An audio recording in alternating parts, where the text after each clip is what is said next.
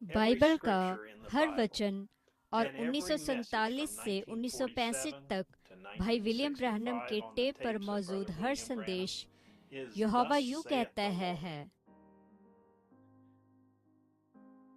Bible या भाई Branham के उपदेशों में से जानबूझकर कोई वाक्य या पैराग्राफ हटाना सिर्फ इसलिए कि वह मेरे निजी विश्वास से मेल नहीं खाता न केवल शर्मनाक होगा, बल्कि ऐसा करने पर परमेश्वर मुझे दंड देगा, जीवन की पुस्तक से मेरा नाम मिटा देगा और मेरी आत्मा को नरक में भेज देगा। मैं कभी भी इस अपराध का दोषी नहीं बनना चाहूँगा। क्या आपने ध्यान दिया है कि हर हफ्ते उकाब एक साथ इकट्ठा हो रहे हैं? पत्र पढ़ते समय भाई जोसेफ हमें हमेशा इस बात के लिए प्रोत्साहित करते हैं कि हम भविष्यवक्ताओं द्वारा कही गई हर बात को सत्य माने। सुप्रभात। आज शनिवार 28 मार्च 2026 है। अब हमारे प्रिय भाई जोसेफ ब्रैनम का पत्र प्रस्तुत है। प्रिय अनंत जीवन की दुल्हन, वह कौन सी आवाज है जो टेप पर हमसे बात कर रही है? हम इस सवाल का जवाब केवल परमेश्वर से आए प्रकाशन के द्वारा ही जान सकते हैं। केवल उसकी पहले से ठहराई हुई दुल्हन को ही वह प्रकाशन मिलेगा। इसलिए हमें अवश्य ही उसके वचन में ढूंढना होगा ताकि हम समझ सके कि उसने किसे कहा था। उसके वचन का एकमात्र अनुवादक कौन 7 मोहरों को तोड़ेगा और इसे प्रकट करेगा? बाइबल के सभी छुपे हुए रहस्यों को कौन प्रकट करेगा?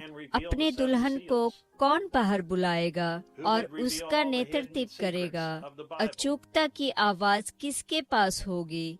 वचन के अनुसार वह कोई और नहीं बल्कि स्वयं मलकीसिदक है, एक ऐसा मनुष्य जिसका न कोई पिता था और न कोई माँ, जिसके दिनों की न कोई शुरुआत थी और न ही कोई अंत। परमेश्वर जो देहधारी बना, जिसने मांस खाया और मक्के की रोटी खाई, छाछ पी और अब्राहम से बातें की। एक व्यक्तित्व के साथ वो एक व्यक्ति था और जो मनुष्य की देह में रहा। उसी वचन में यह भी कहा गया कि मलकीसिदक वो व्यक्तित्व फिर से मनुष्य देह में रहेगा और स्वयं को प्रकट करेगा, ठीक वैसे ही जैसे उसने अब्राहम के लिए किया। तब फिर से एक बार यीशु मसीह के रूप में था। और लेकिन आज प्रकाशित वाक्य 10:7 के 7वें दूत संदेश वाक्य में है। उसकी आत्मा उस धरती पर के डेरे में या भवन में समा जाती है ताकि वह अपनी दुल्हन से बातें कर सके और स्वयं को उसके लिए प्रकट कर सके। परमेश्वर स्वयं मनुष्य की देह में वास करते हुए और बातें कर रहा है।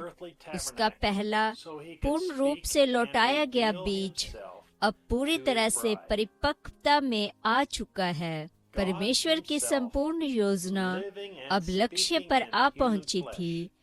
परमेश्वर और मनुष्य अब एक हो चुके थे। परमेश्वर अपनी दुल्हन से सीधे होठों से कान में बात कर रहा था, जैसे उसने अब्राहम के साथ किया था। उसने आकर और उसमें वास किया, मलकीसिदक के व्यक्ति में। तब बाद में हमने मलकीसिदक के बारे में फिर कभी कुछ नहीं सुना, क्योंकि बाद में वही यीशु मसीह बन गया। मलकीसिदक एक याजक था, लेकिन बाद में वही यीशु मसीह बन गया। अब आप इसे छोड़ते हुए आए, क्योंकि उस रूप में वह सब कुछ जानता था। आप अभी तक इस बात को पूरी तरह से जान या समझ नहीं सकते हैं अभी तक। तो फिर हम कौन हैं? हमारी आंखें, हमारा दिल डॉल, हम जो कुछ भी थे, आरंभ में हम उसके विचारों में थे, इससे पहले कि वहाँ कभी कोई दूत, कोई तारा, कोई करूब या कुछ भी अन्य चीज अस्तित्व में होती। उसने इसे सोचा, उसने इसे बोला और यहाँ पर हम हैं। यह अनंत है। हम इसे अपने मस्तिष्क से समझ बूझ नहीं सकते, लेकिन यही तो परमेश्वर है। परमेश्वर अनंत, क्योंकि आदि में हम उसी में थे। तो इस धरती पर का यह मरणहार जीवन समाप्त होने के बाद हमारे साथ क्या होता है? जब ये शरीर रूपी वस्त्र उतर जाता है, वहाँ एक स्वाभाविक शरीर है, पर दैविक शरीर एक ऐसा शरीर जो हाथों से बना हुआ नहीं है, न ही किसी स्त्री से जन्मा है, जिसकी ओर हम जाते हैं। उसके बाद वह शरीर वापस लौटता है और उस महिमावंत शरीर को धारण कर लेता है। उसकी दुल्हन के लिए कितनी अद्भुत चीजें संचय करके रखी गई हैं। देखो, ठीक अभी जो बात जगह ले रही है, जब वह अपने वचन को हमारे लिए ऐसे प्रकट कर रहा है जैसे पहले कभी नहीं किया गया। उसकी दुल्हन के लिए ये एक प्रेम पत्र के विषय में बताता है। क्या ही दिन है जिसमें हम रह रहे हैं। हमारे पास प्रकाशन है और हम जानते हैं कि यह मल्कीसिदक है, परमेश्वर की आवाज जो टेप पर हमसे बात कर रही है। हमारे पास प्रकाशन है कि यह आज के लिए परमेश्वर की ओर से प्रदान की गई और सिद्ध इच्छा है। इस प्रकार हम जानते हैं कि वह कौन है और हम उसकी दुल्हन है।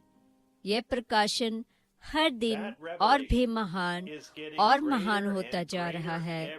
हर एक गुजरता हुआ दिन हमारे लिए और अधिक आनंद और अधिक प्रकाशन लेकर आता है। दुल्हन उसकी आवाज की उपस्थिति में बैठकर अपने आप को तैयार कर रही है। जब वह हमें बताता है कि हम कौन हैं, वह हमसे कितना प्रेम करता है और किस तरह से वह हमारे साथ होने के लिए उत्सुक है। आओ, जेफरसन विले के समय के अनुसार दोपहर 12 बजे वो बात जगह लेने पर है, उसके लिए अपने आप को तैयार करें जब हम मल्कीसिदक की आवाज को सुनेंगे। भाई जोसेफ ब्रैनम, संदेश 650221 ई। यह मल्कीसिदक कौन है? पढ़ने के लिए वचन उत्पत्ति अध्याय 18, निर्गमन अध्याय 33 आयत 12 से 23, यूहन्ना अध्याय 1 आयत 1, रोमियो अध्याय 8 आयत 1, दूसरा कुरिन्थियों अध्याय 5 आयत 1, पहला थिस्सलुनीकियों अध्याय 4 आयत 13 से 18, पहला तीमुथियुस अध्याय 3 आयत 16, पहला तीमुथियुस अध्याय 6 आयत 15, इब्रानियों अध्याय 7 आयत 1 से 3, इब्रानियों अध्याय 13 आयत 8, प्रकाशित वाक्य अध्याय 10 आयत 1 से 7, प्रकाशित वाक्य अध्याय 21 आयत 16।